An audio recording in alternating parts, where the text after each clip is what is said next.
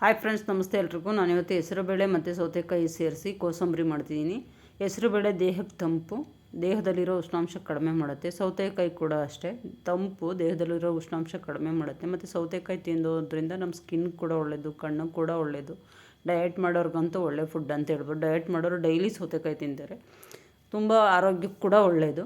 ಈಗ ಮಾಡೋದು ಹೇಗೆ ಅಂತ ನೋಡ್ಕೊಂಬಿಡೋಣ. ನಾನೊಂದು ಸಣ್ಣ ಜಾಮೂನ್ ಕಪ್ಪಲ್ಲಿ ಒಂದು ಕಪ್ಪಷ್ಟು ಹೆಸರು ಬೇಳೆನ 2 ಅವರ್ ನೀರಲ್ಲಿ ನೆನೆಸಿಟ್ಕೊಂಡಿದ್ದೀನಿ. ನಿಮಗೆ ಟೈಮ್ ಇಲ್ಲ ಅಂದರೆ ಅಟ್ಲೀಸ್ಟ್ 1 ಅವರ್ ಆದರೂ ನೆನೆಸ್ಕೊಡಿ.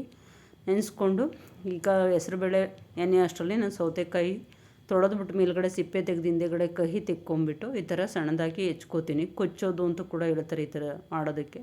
ಈ ಥರ ಸಣ್ಣ ಸಣ್ಣ ಪೀಸ್ಗಳಾಗಿ ಮಾಡ್ತೀನಿ. ನಾನೀಗ ಮಾಡ್ತಿರೋ ಏನಿದೆ ಇದು 4ರಿಂದ 5 ಜನ ತಿನ್ಬೋದು ಕೋಸಂಬರಿ. ಆ ಲೆವೆಲಿಗೆ ಮಾಡ್ಕೋತಿದ್ದೀನಿ. ಅಷ್ಟು ಕನ್ಸಿಸ್ಟೆನ್ಸಿ ನೋಡಿ ಮಾಡ್ಕೋತಿದ್ದೀನಿ. ನಾವು ಏನೇನು ಇಂಗ್ರೀಡಿಯೆಂಟ್ ಯೂಸ್ ಮಾಡ್ತಿದ್ದೀವಿ ಅದು. ಹೆಸರು ಬೇಳೆಗೆ ಶೋಧಿಸಿ ಇಟ್ಕೊಂಡಿದ್ದೀನಿ.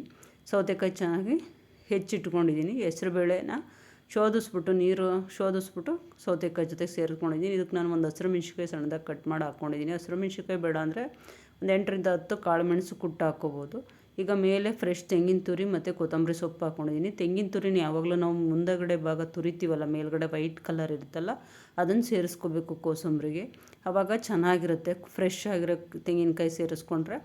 ಆಮೇಲೆ ನಾವು ಅಟ್ಲೀಸ್ಟ್ ಯಾವಾಗಲೂ ಎಣ್ಣೆಲಿ ಕರೆದಿರೋದು ಬೇಯಿಸಿರೋ ತಿಂದು ಬೇಜಾರಾಗಿದ್ದಾಗ ಈ ಕೋಸಂಬರಿ ಮಾಡ್ಕೊಂಡು ತಿಂದರೆ ಹೊಟ್ಟೆ ಕೂಡ ಚೆನ್ನಾಗಿ ಕ್ಲೀನಾಗಿರುತ್ತೆ, ತಂಪಾಗಿರುತ್ತೆ ಮತ್ತು ಹೆಲ್ದಿ ಕೂಡ. ಇದು ತುಂಬ ಅಂದರೆ ತುಂಬ ಟೇಸ್ಟಿಯಾಗಿರುತ್ತೆ. ನೀವು ಮಾಡಿ ಮನೇಲಿ ಕಮೆಂಟ್ ಮೂಲಕ ಹೇಗಿತ್ತು ಅಂತ ತಿಳಿಸಿ.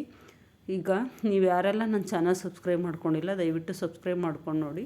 ಈ ವಿಡಿಯೋಗೊಂದು ಲೈಕ್ ಕೊಡಿ, ನಿಮ್ಮ ಫ್ರೆಂಡ್ಸ್ಗೆಲ್ಲ ಶೇರ್ ಮಾಡಿ. ಇನ್ನು ಯಾರೆಲ್ಲ ನೀವು ನನ್ನ ಚಾನಲ್ ಸಬ್ಸ್ಕ್ರೈಬ್ ಮಾಡ್ಕೊಳ್ಳೋದೇ ನೋಡ್ಕೊತಿದ್ದೀರಾ ಎಲ್ಲರೂ ಸಬ್ಸ್ಕ್ರೈಬ್ ಮಾಡ್ಕೊಂಡು ನೋಡಿ ದಯವಿಟ್ಟು ಪ್ಲೀಸ್. ಮತ್ತು ನೀವು ಹೊಸ ಈಸಿ ರೆಸಿಪೀಸ್ಗಾಗಿ ವಿಜೀಸ್ ಕಿಚನ್ನ ಸಬ್ಸ್ಕ್ರೈಬ್ ಮಾಡ್ಕೊಂಡು ಫಾಲೋ ಮಾಡ್ತೀರಿ. ನಾವು ಕೋಸಂಬರಿಗೆ ಯಾವಾಗಲೂ ಊಟಕ್ಕೆ ಬಡಿಸ್ಬೇಕಾರೆ ಉಪ್ಪು ಸೇರಿಸ್ಕೋಬೇಕು. ಫಸ್ಟೇ ಉಪ್ಪು ಸೇರಿಸ್ಕೊಂಡ್ರೆ ನೀರು ಬಿಟ್ಕೊಡುತ್ತೆ. ಈ ವಿಡಿಯೋ ನೋಡಿದ್ದಕ್ಕಾಗಿ ನಿಮ್ಮೆಲ್ರಿಗೂ ಧನ್ಯವಾದಗಳು.